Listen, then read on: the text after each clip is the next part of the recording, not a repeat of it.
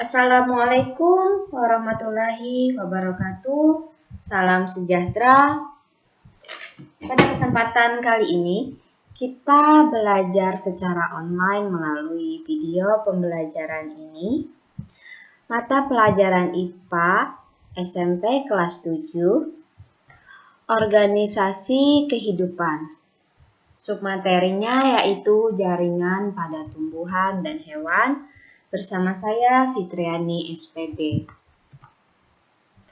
Tujuan pembelajaran. Yang pertama, menjelaskan definisi jaringan. Yang kedua, menjelaskan jaringan pada tumbuhan. Yang ketiga, menjelaskan jaringan pada hewan. Jaringan. Jaringan adalah sekumpulan sel yang mempunyai bentuk dan fungsi yang sama. Setiap jaringan mempunyai fungsi yang berbeda. Macam-macam jaringan yang menyusun tubuh tumbuhan berbeda dengan jaringan yang menyusun tubuh hewan.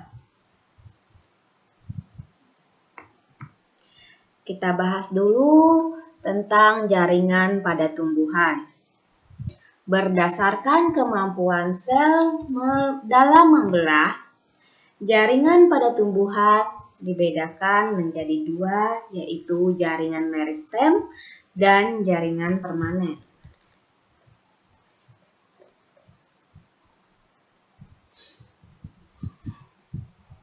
Jaringan meristem merupakan kumpulan sel yang aktif membelah menghasilkan sel-sel baru yang belum terdiferensiasi, yang kemudian dapat berkembang menjadi berbagai jaringan dan organ tumbuhan.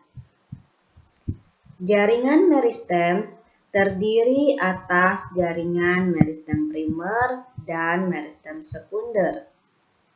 Jaringan meristem primer terletak pada ujung akar dan ujung batang. Meristem primer menyebabkan pertambahan tinggi pada tumbuhan. Sedangkan meristem sekunder menyebabkan pertambahan lebar diameter batang.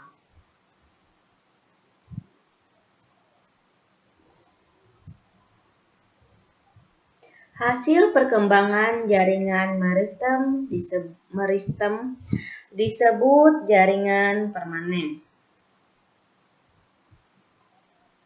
Jaringan tersebut dinamakan jaringan permanen karena telah terdiferensiasi, sehingga memiliki bentuk dan fungsi yang tetap.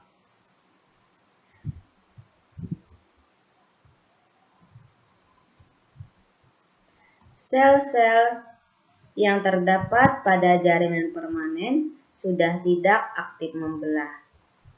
Berdasarkan struktur dan fungsinya, jaringan permanen dibedakan menjadi 4, yaitu jaringan pelindung atau epidermis, jaringan dasar atau parenkim, jaringan penguat atau penyokong, dan jaringan pengangkut. Jaringan epidermis. Epidermis merupakan jaringan paling luar dari tubuh tumbuhan. Ilustrasinya bisa kalian lihat pada gambar. Di situ ada organ daun dari tumbuhan, dan jika kalian perhatikan, di situ terdapat beberapa jaringan, dan jaringan epidermis terletak pada bagian atas disebut epidermis atas, dan jaringan epidermis yang terletak pada bawah disebut epidermis bawah. Jaringan epidermis menutupi seluruh tubuh tumbuhan, mulai dari akar, batang, dan daun. Epidermis terdiri atas selapis sel rapat tanpa ruang antar sel dan berdinding tebal. Fungsi dari jaringan epidermis adalah sebagai pelindung jaringan di dalamnya dan tempat pertukaran zat. Epidermis dapat termodifikasi menjadi trikoma dan stomata. Fungsi trikoma bermacam-macam. Misalnya trikoma pada akar untuk mengisap air dan mineral. Trikoma pada daun untuk mengurangi transpirasi.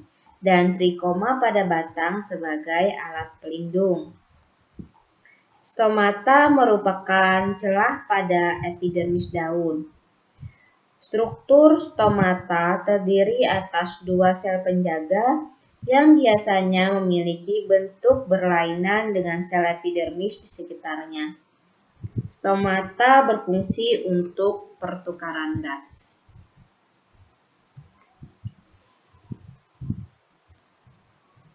Selanjutnya, jaringan parenkim.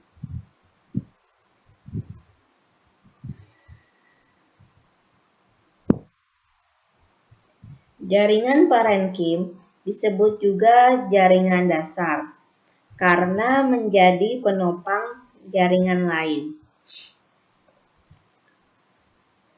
Jaringan parenkim tersusun dari banyak sel parenkim berdinding tipis. Antara sel satu dengan yang lain terdapat ruang antar sel. Fungsi parenkim sangat beragam. Pada daun, kalian bisa lihat ilustrasi dari gambar, itu adalah contoh jaringan parenkim yang ada pada daun. Ada parenkim palisade dan juga parenkim bunga karang.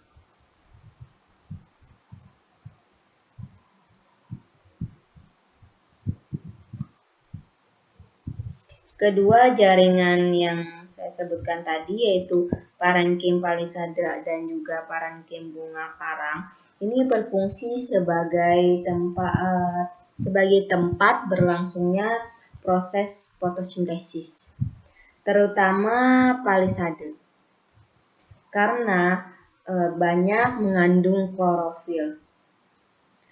Sedangkan pada batang dan akar, jaringan parenkim berfungsi sebagai tempat cadangan makanan.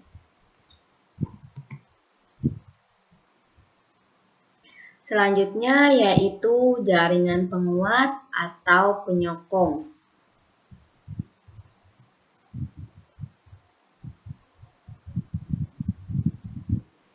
Tumbuhan mempunyai 2 jaringan penguat atau penyokong, yaitu kolenkim dan sklerenkim.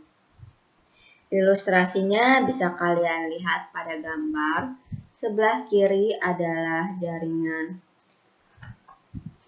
kolenkim dan sebelah kanan adalah sklerenkim.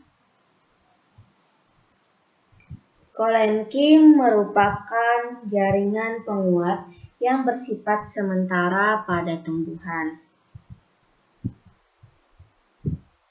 Apabila tumbuhan sudah tua, kolenkim akan diganti dengan sklerenkim.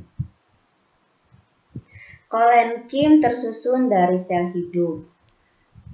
Bentuknya memanjang dan mempunyai penebalan dinding yang tidak merata. Kolenkim terdapat terutama di bagian tepi batang yang masih muda. Pada jenis pohon yang besar atau pada batang tumbuhan herba. Dalam daun, kolenkim terdapat di bagian tepi helai, tangkai, atau tulang daun. Sedangkan sklerenkim merupakan jaringan penguat yang bersifat permanen. Sel-sel penyusun sklerenkim mengalami penebalan dinding yang tebal dan merata. Umumnya, Penebalan dinding ini mengandung lignin dan selulosa yang berlapis-lapis sehingga akhirnya mati. Menurut bentuknya, sel sklerenkim dibagi menjadi dua, yaitu serat dan sel batu. Serat berbentuk seperti benang panjang, sel batu bermacam-macam bentuknya dan berdinding keras, misalnya tempurung kelapa.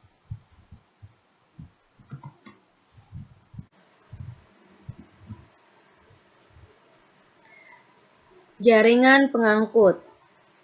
Jaringan pengangkut tersusun dari pembuluh-pembuluh yang berfungsi untuk mengangkut air, unsur hara, dan hasil fotosintesis. Jaringan pengangkut ada dua macam, yaitu silem dan phloem. Silem atau jaringan pembuluh kayu tersusun dari sel-sel memanjang yang sudah mati. Sel-sel tersebut saling menyambung membentuk suatu pembuluh. Pembuluh silem mengangkut air dan unsur hara dari akar menuju daun.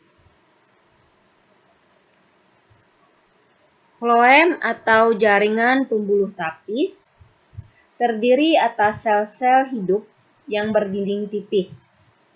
Phloem berfungsi untuk mengedarkan hasil fotosintesis dari daun ke seluruh tubuh tumbuhan.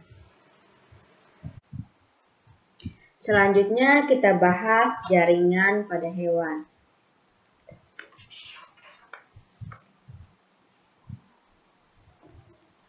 Jaringan pada hewan terdiri dari 4 jenis,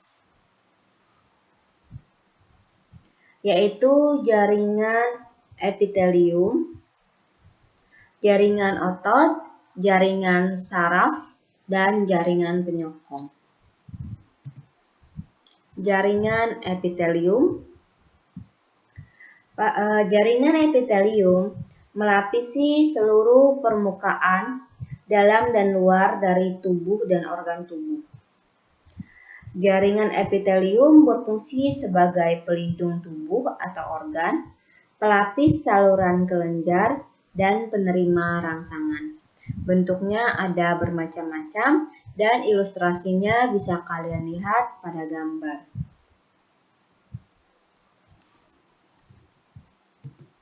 Selanjutnya adalah jaringan otot. Jaringan otot berfungsi sebagai alat gerak aktif. Berdasarkan selnya, jaringan otot dibedakan menjadi 3, yaitu otot lurik, otot jantung, dan otot polos. Otot lurik terletak pada rangka atau tulang. Otot ini berinti banyak di tepi, mempunyai pita-pita melintang gelap berseling terang, dan bekerja sesuai kehendak kita atau secara sadar. Otot jantung hanya terdapat di jantung. Strukturnya mirip dengan otot lurik, tetapi bercabang dan bekerja secara otonom, tidak dipengaruhi oleh kehendak kita. Otot polos terdapat pada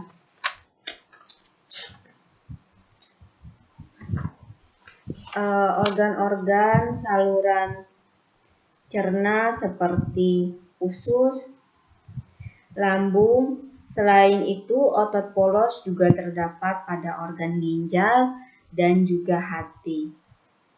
Bentuk dari otot polos adalah berbentuk berujung runcing, berinti satu dan terletak di tengah, serta bekerja secara otonom. Jadi otot polos dan otot jantung itu bekerja di luar kesadaran atau kehendak kita. Kita tidak bisa menyuruh otot tersebut berhenti untuk bekerja. Misalkan Kalian tidak bisa memberikan perintah ke jantung kalian untuk berhenti.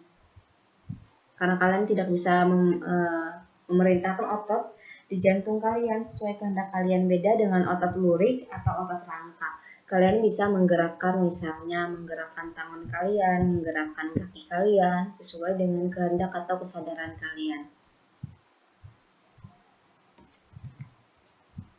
Selanjutnya adalah jaringan saraf. Jaringan saraf tersusun dari sel-sel saraf. Fungsi dari jaringan saraf ini adalah untuk menerima dan mengirim rangsangan. Selanjutnya adalah jaringan penyokong. Jaringan penyokong berfungsi untuk menopang tubuh. Jaringan penyokong dapat dibedakan menjadi jaringan ikat, tulang rawan, tulang keras, darah, dan getah bening atau limpa. Jaringan ikat berfungsi untuk mengikat jaringan lain agar tetap pada tempatnya. Contohnya yaitu tendon yang menghubungkan otot dengan tulang dan ligamen yang menghubungkan tulang dengan tulang. Jaringan tulang rawan tersusun dari sel-sel tulang rawan. Jaringan ini melindungi alat tubuh yang lemah seperti tulang daun telinga, tulang hidung, dan ujung tulang keras pada persendian. Jaringan tulang keras tersusun dari sel-sel tulang yang sifatnya keras dan kaku. Hal ini karena sel-sel tersebut mengandung banyak zat kapur seperti kalsium karbonat dan kalsium fosfat. Contoh dari jaringan tulang keras yaitu tulang lengan, dada, tulang betis, dan tulang belakang. Jaringan darah terdiri atas plasma dan butiran darah. Butiran darah terdiri atas sel darah merah atau eritrosit, sel darah putih atau leukosit, dan keping darah atau trombosit. Jaringan darah berfungsi untuk mengangkut oksigen, karbon dioksida, sari makanan, zat sisa, dan hormon. Jaringan limpa terdiri atas cairan limpa yang beredar pada pembuluh limpa. Jaringan limpa berfungsi untuk mengangkut lemak dan sebagai pertahanan tubuh.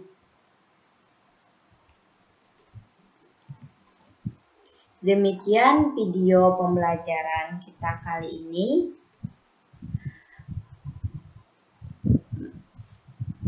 Materi selanjutnya yang akan dibahas pada video pembelajaran IPA kelas 7 tentang organisasi kehidupan, yaitu organ dan sistem organ. Saya mohon maaf apabila ada kesalahan, kehilapan dalam video pembelajaran ini. Saya akhiri dengan ucapan wassalamualaikum warahmatullahi wabarakatuh.